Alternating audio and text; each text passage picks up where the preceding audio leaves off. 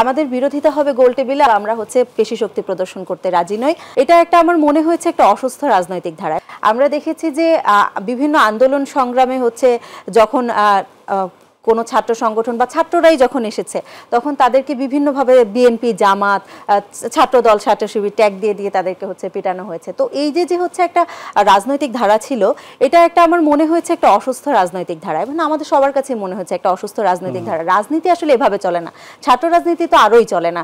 আমরা একটা গণতান্ত্রিক একটা ছাত্র রাজনীতি চাচ্ছি, যেখানে আসলে যদি আমার মতাদর্শের সাথে কারো মেলে তাহলে তার সাথে আমার রাজনৈতিক সহাবস্থান থাকবে, আমি সর্বোচ্চ তার সমালোচনা করতে পারি, তার বিরোধিতা করব আমি হচ্ছে আলোচনার টেবিলে, গোল টেবিলে।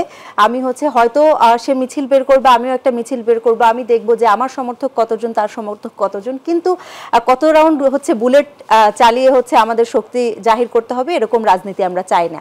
আমরা চাই না এরকম রাজনীতি আসুক যে রাজনীতিতে আসলে হচ্ছে হল ভিত্তিক কমিটি দিয়ে দিয়ে হচ্ছে ছাত্রদেরকে মানে দাস বানিয়ে রাখা হয়।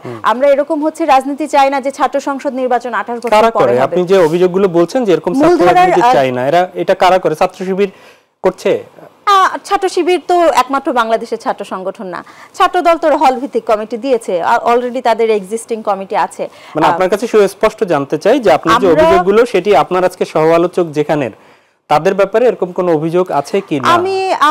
আমি হচ্ছে আমার বয়স কম, ভাইয়ের বয়সও কম, আমরা ওই সরাসরি আমি তো বললাম চোখে আমি হচ্ছে দেখি নাই ছাত্র শিবির কি করেছে। হ্যাঁ শুনেছি তাদের রক কাটার হচ্ছে এই আছে, কিন্তু অভিযোগ আছে, কিন্তু আপনি দেখেননি? আমি দেখি নাই। আমি বাকি যে আমি আবরার ফাহাদকে পিটিয়ে মেরে ফেলতে দেখেছি আমার চোখে।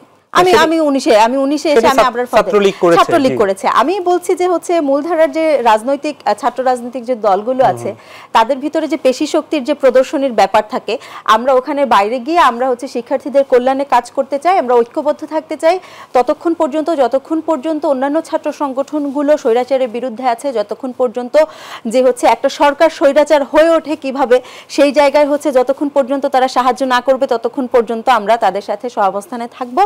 আমাদের বিরোধিতা হবে গোল টেবিলে, আমাদের বিরোধিতা হবে রাজপথে, কিন্তু আমরা হচ্ছে পেশি শক্তি প্রদর্শন করতে রাজি নই।